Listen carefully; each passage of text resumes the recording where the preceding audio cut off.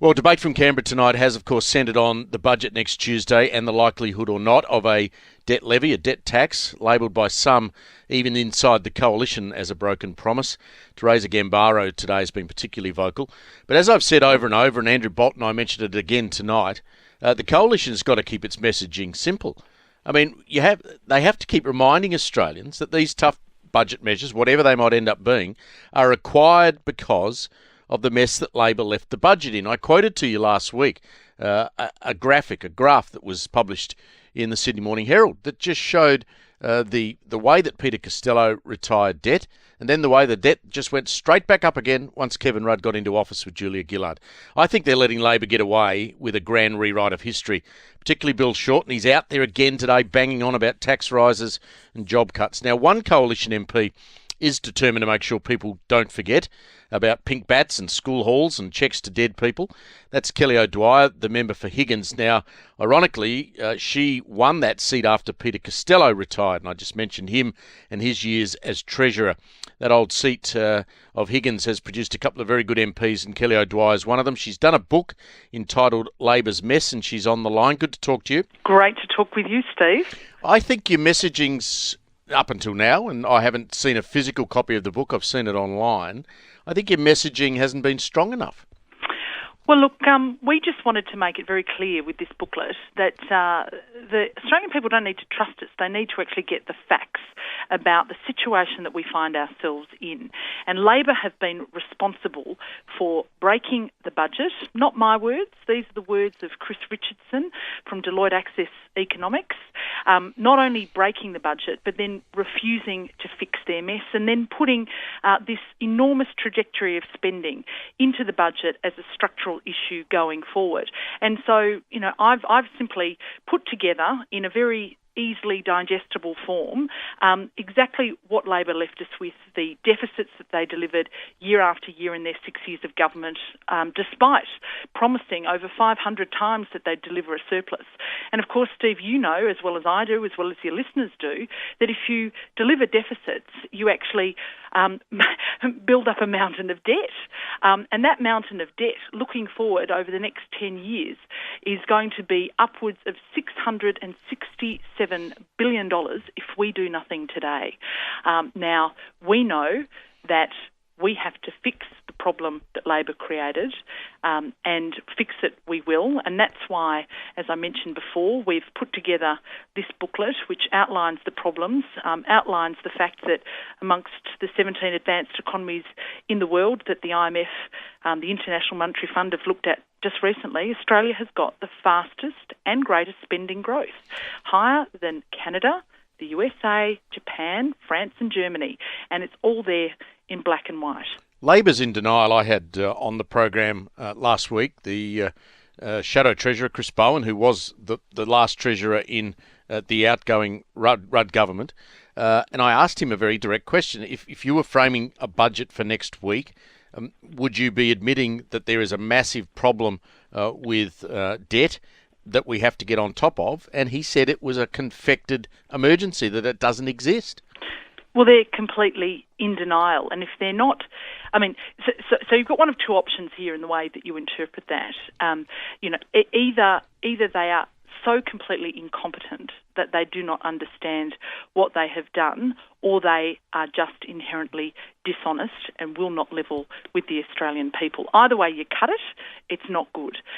We will level with the Australian people, which is why we've actually outlined the situation we find ourselves in, and we know that we have been elected to fix the mess. We know that the Australian people do not want to burden future generations with enormous debt. We've already gone through this once before, Steve. When the previous coalition government, when John Howard and Peter Costello were elected with that coalition team in 1996, they inherited $96 billion of Labor debt.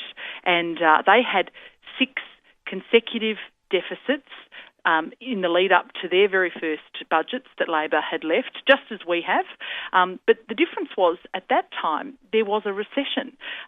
Right now, the deficits that we have inherited have been accumulated during a time of a mining boom. This is a time where we have had our highest terms of trade, and yet still Labor broke the budget. In putting this together, I mean, you must have realised that many of the dead weights on the economy are locked in. I mean, we saw a story this morning with the NBN costs, many billions of dollars locked away that you can't get out of. The states have signed up for NDIS. It's going to be very difficult to prosecute an argument that you need to unpick the National Disability Scheme, Gonski. I mean, you've got a whole lot of stuff, haven't you, Kelly, that is, budgeted out into the never, that you're going to find very difficult to tidy up. Well, Labor didn't budget for it. I mean, this is the truth. Over their 4-year period of the forward estimates of the budget, they put off into the 5th year, 6th year, 7th year, all of the real increases in spending. So they made these grand promises to deliver these big spending programs, which, sounded very good to people. The problem was that they just didn't fund it. They actually didn't fund it. And we have now inherited that problem. The Commission of Audit, I think, did some incredibly good work at actually looking at the spending projections going forward. And one of the reasons that we actually do need to get the budget under control is not just because, we need to make sure the books look good. I mean, it's done with a real purpose, Steve. It's done so that we can make sure that we deliver the infrastructure and services that we are going to want as a nation into the future, and that we have money set aside for a rainy day if things go wrong.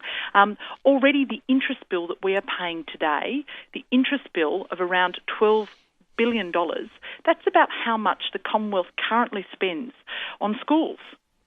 So that's our total budget currently. Who do you hope to get this booklet into the hands of? Well, I hope every Australian who is interested in their children's future and their children after that is going to be interested in looking at this. And it's on the internet, it's on our websites, I've tweeted it. I'm hoping that every Australian who is interested in the future prosperity of all of us will actually look at this book. How much of a horror story is it? It's a calamity. It is a real horror story, and this is the thing that Labor doesn't seem to understand or is in complete denial about. Do they think, it's like sort of saying, people are voluntarily wanting to perform open heart surgery, Steve. Nobody voluntarily wants to undergo that sort of procedure unless you really, really have to. And what this is a diagnosis of the problem. And the task ahead of Tony Abbott and Joe Hockey and the Coalition is a really big one. But the good news is for the Australian people is that we will not shirk the task that we have been left with, the mess that Labor has put onto future generations. We will make responsible decisions in the national interest to ensure that we can build for the future rather than bleed from the future. Your predecessor in that seat, Peter Costello, writes frequently about the economy. He has criticised the idea of a debt levy, a debt tax, raising taxes for high-income earners. It would appear today, Kelly, that Matthias Cormann has basically confirmed there will be, we don't know at what level, some sort of short-term debt levy. What's your view of that? Well, look, we still don't know what's going to be in the budget, and until the 13th of May, there'll be a lot of commentary and speculation on exactly what is going to be in the budget. But I suppose, if your question is, do we need to get the debt down as quickly as we possibly can, there are very strong arguments to do that. There are strong intergenerational equity arguments to do that. We already know, Steve, that future generations, your kids, my kids, will actually have to work harder and longer because of the ageing of the population. That is, the burden on them in terms of actually being able to fund the budget just to live within their own means is going to be a very, very significant one. Now, when you add on a debt burden as well, we are talking about a very serious weight on their shoulders. And the question is it fair? Is it fair to kick the can down the road to ask our children to pay for the money that we have spent today, not on wonderful assets that they're going to benefit from, but as you rightly pointed out in your introductory statement, I mean, we were burning money on cheques to dead people and people overseas. This is not something that we should burden future generations with in terms of paying off. We all are going to have to pay the price. Yeah, just finally, you service an electorate that has a range of incomes, but there's a lot of high-income earners in your electorate. Do you think they will be happy paying a higher rate of tax, just regardless of how long it is there for, to get the nation out of a mess? Well, look, I don't... Or are you going to have people banging on your door next Wednesday morning saying, what the hell's going on? Look, as a Liberal, I believe very strongly in smaller government and lower taxes. And I think most people in Australia, we have a progressive tax regime. Our highest income earners actually fund a lot of the entitlements and welfare that we provide as a nation, and that is the social compact that we have entered into in this country. Do I think people are going to be happy with everything that's in the budget? No, I don't. But unfortunately, we have inherited a situation from Labor of a broken budget, future spending that is increasing exponentially, and an enormous debt burden going out over the next 10 years. If we do nothing on budget night, then we are burdening those future generations, and we will not be able to provide the services and infrastructure that is required to get Australia going again. You will be hammered for broken promises, though.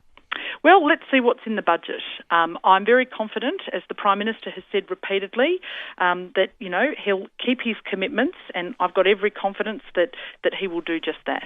Great to talk to you. Thank you very much. The booklet is available online, available through Kelly O'Dwyer's website and her local electorate, and I presume through the parliamentary website as well. It's called Labor's